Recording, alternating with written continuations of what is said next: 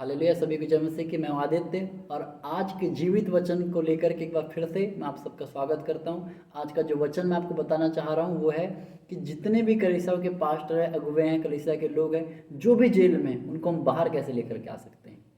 Hallelujah. एक तो उसको किसी न किसी उद्देश्य के माध्यम से उन लोगों को परमेश्वर ने जेल में रखा है, पर हम उनको बाहर कैसे लेकर के आ सकते हैं, ये आज मैं आपको बताने चाह रहा हूँ। मैं वचन से आपको बताने जा रहा हूँ कि कैसे परमेश्वर ने लोगों को जेल से निकाला था और आज आप कैसे उन लोगों को निकालने का कारण बन सकते हैं। आमीन। मेरे परमेश्वर इस वचन के द्वारा तो लोगों से बातचीत कर उन्हें सिखा कि वो लोगों के लिए कैसे प्रार्थना कर सके। मेरे स्वामी, आज ये वचन जितने भी लोग जेल में हैं और जितने भी लोग उनके लिए प्रार्थना कर रहे हैं, उनके छुटकारे का कारण बने। तेरे दासों को, तेरे सेवकों को, तेरे लोगों को जेल से बाहर निकालने का कारण बने। स्वामी, इसे तेरे ब्लड में कवर करता हूँ। बहने दे इस वचन को लोगों तक के, खुदा जाने दे और छुटकारे को लेकर आने दे। वचन में लिखा तो अपने वचन को भेज करके चंगा करता है। आज इस वचन को भेज करके, संदेश को भेज करके लोगों को, अपने दासों को जेल से बाहर निकाले यीशु मसीह के नाम में। धन्यवाद था तूने ऐसा कर दिया, तूने मेरे सुन लिया। धन्यवाद यीशु मसीह के सामर्थ नाम, आमीन। हालेलुया। तो आज हम जो लोग जेल में, उनके लिए कैसे प्रार्थना करें, मैं आपके लिए वचन पढ़ना चाहूँगा। प्रेरितों के किताब 12 अध्याय। यहाँ पर जो घटना है पतरस के साथ घटी थी। पतरस के साथ जो घटी थी वही घटना मैं आपको बताना चाह रहा हूँ। जब याकूब को मार दिया गया था तो हेरोदेस ने देखा था कि लोग प्रसन्न हो रहे हैं, तो उसने क्या किया था कि पतरस को भी पकड़वा लिया। जब याकूब को मारा गया तो कलीसिया ने प्रार्थना नहीं की, लेकिन जब पतरस को जेल में डाला गया तब 5वें पद में लिखा, प्रेरितों के काम 12 अध्याय के 5 पद में लिखा, बंदी गृह में पतरस बंद था परंतु कलीसिया उसके लिए लौ लगा करके परमेश्वर से प्रार्थना कर रही थी। आमीन।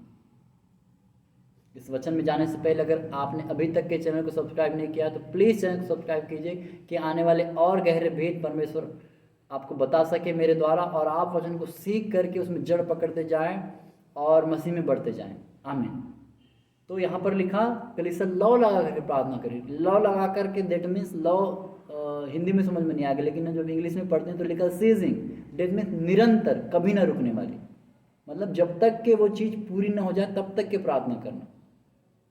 हालेलुया। और एक लिखा इंग्लिश वर्ड फेर्वेंटली, दैट मीन्स उत्साह से, उमंग से प्रार्थना करना।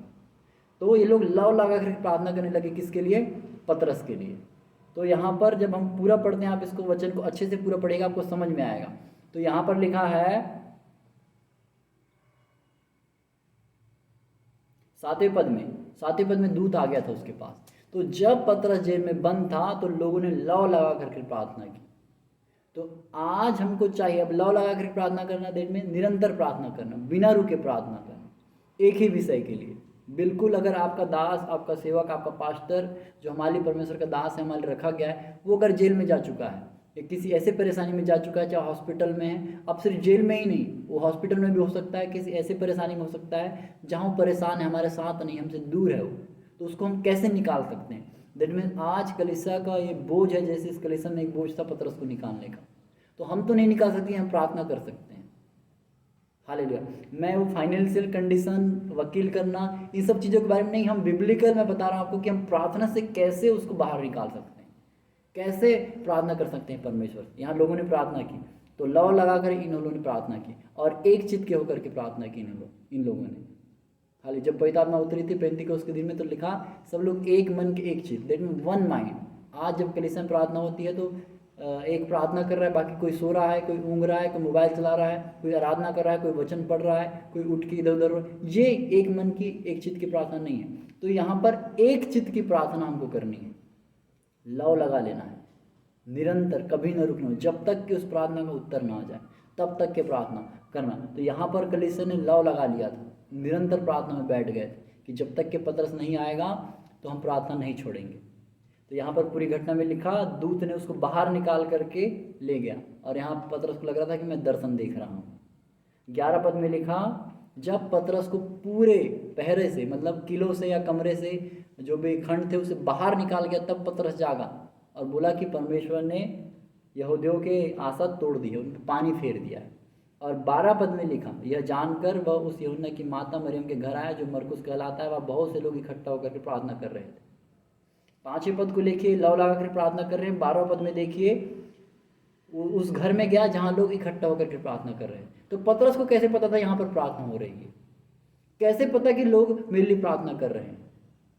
एक सवाल है यहाँ पर। पतरस को तो पता नहीं था, वो जेल में था, तो उस समय कोई मोबाइल नहीं था कि फ़ोन करके बताए हाँ पतरस दादा आज हम आपके लिए प्रार्थना करें। जैसे आज होता है कि कोई मिलने जाएगा उसे बता देगा हाँ कलीसिया सर आपके लिए प्रार्थना कर रही है, जबकि ऊँघ रहे होते हैं। हालेलुया। यहाँ पर पतरस को पता चल गया कि यहाँ मेरे लिए प्रार्थना की जा रही है।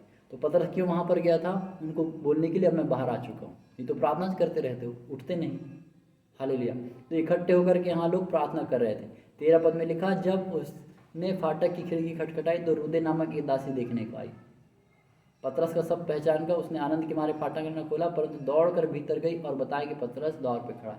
उतनी रात्रि को पतरस ने जब खिड़की खटखटाई है और रुदे नामक स्त्री ने उसकी आवाज़ सुनी तो इतनी खुश हो गई कि उसने द्वार नहीं खोला, पहले जा करके बताया लोगों को। जब हम बहुत ज़्यादा खुश हो जाते हैं तो उस खुशी को रोक नहीं पाते और हम पहले उसको शेयर करते हैं, उसके बाद उसको स्वागत करते हैं।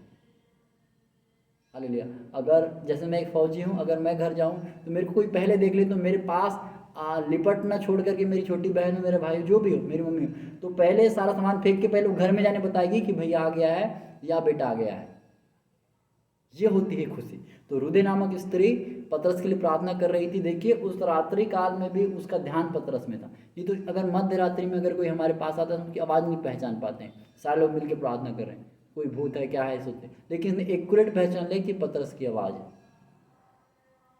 दैट मीन पतरस उसके ध्यान में था। यहाँ सारे लोग एक मन के थे। हालेलुया। 14 पद में लिखा, नहीं खोला। 15 में लिखा, उन्होंने उससे कहा, जब उसने अंदर जा करके बताया तो कहा तू पागल है, परंतु वह दृढ़ता से बोली ऐसा ही है। तब उन्होंने कहा वह स्वर्गदूत होगा।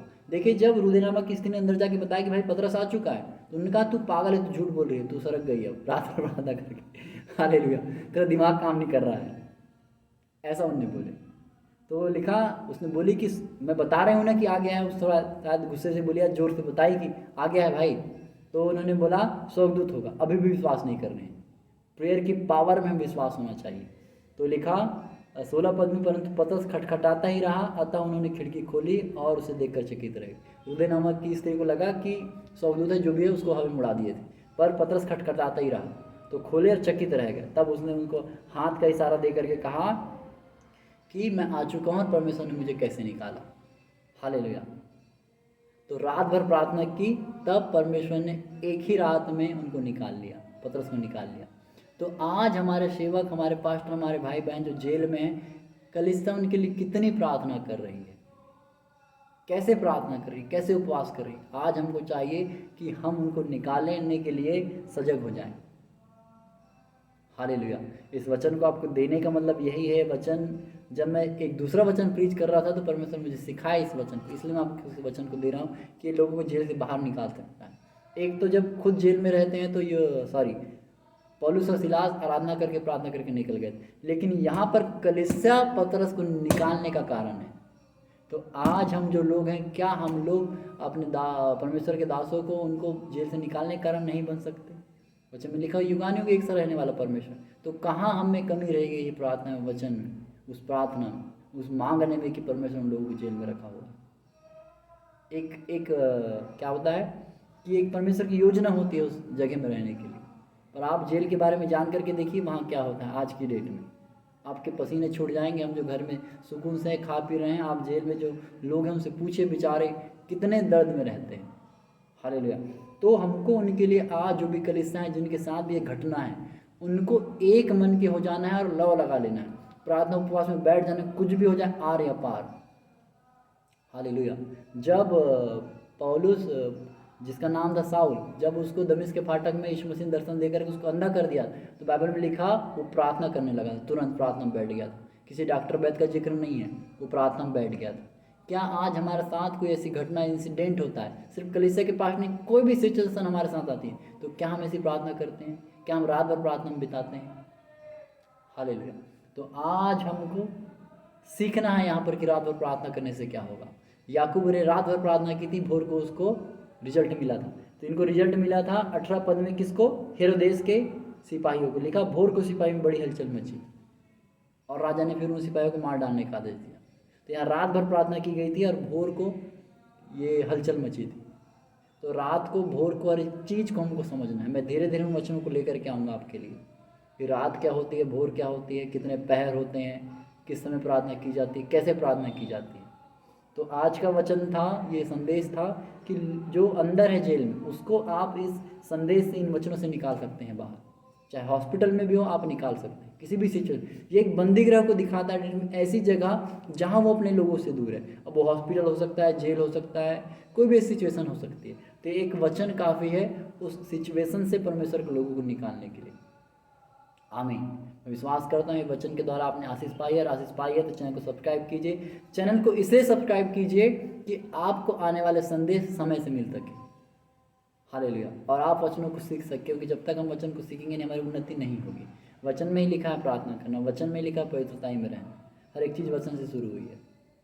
हालेलुया। तो वचन का प्रथम स्थान हमारे जीवन में होना चाहिए। हालेलुया। और उसको प्रार्थना से हमें भरना चाहिए। तो आज आपको प्रार्थना करनी, जितने भी लोग, ये नहीं कि जिनकी कलीसिया के ही सेवक बंद है, हमें भी प्रार्थना करनी है जितने लोग देखते हैं। आमीन। तो हम सबको मिलकर के, जितने भी लोग जेल में हैं, सताव में, उन लोगों की प्रार्थना करनी है कि परमेश्वर उन्हें वहाँ से निकाले। हालेलुया। तो आप सबसे रिक्वेस्ट है कि मेरे लिए प्रार्थना कीजिए कि मैं भी परमेश्वर के वचनों में, उसके अभिषेक में, उसकी चंगाई के अभिषेक में, भविष्यवाणी के अभिषेक में बढ़ सकूँ। आमीन। तो आपके लिए प्रार्थना करना चाहूँगा छोटी सी। यीशु मसीह के नाम पिता, ये वचन बहुत तरह के छुटकारे के कारण बने, जो सुनते हैं उनके जीवन में 100 गुना फलों को लेकर के पिता, वो सुनने वाले नहीं परंतु इस वचन में चलने वाले बन जाए। स्वामी, इस वचन में तेरे लहू में छुपाता हूँ, बहने दे फ्लड के समान। खुदा बहने दे, कोई भी शैतान की युक्ति है इस वचन को छूने न पाए। कोई हर एक यूट्यूब का एल्गोरिदम इसे फॉलो करे, इसे खुद लोगों तक के लेके जाए पिता, लोग इसे देखने के लिए विवश हो जाए। यीशु मसीह के नाम में क्या आत्मा के द्वारा इस काम को होने दीजिए, न बल से न शक्ति से, परंतु वचन में लिखा तेरी आत्मा के द्वारा होगा। आज तेरी आत्मा के द्वारा ये वचन बहे पिता, मैं धन्यवाद देता हूँ, आपने ऐसा कर दिया, आपने मेरी सुन ली है, मैं धन्यवाद देता हूँ। दुआ यीशु मसीह के सामने नाम मांगता हूँ, आमीन। सभी को जय मसीह की। God bless you.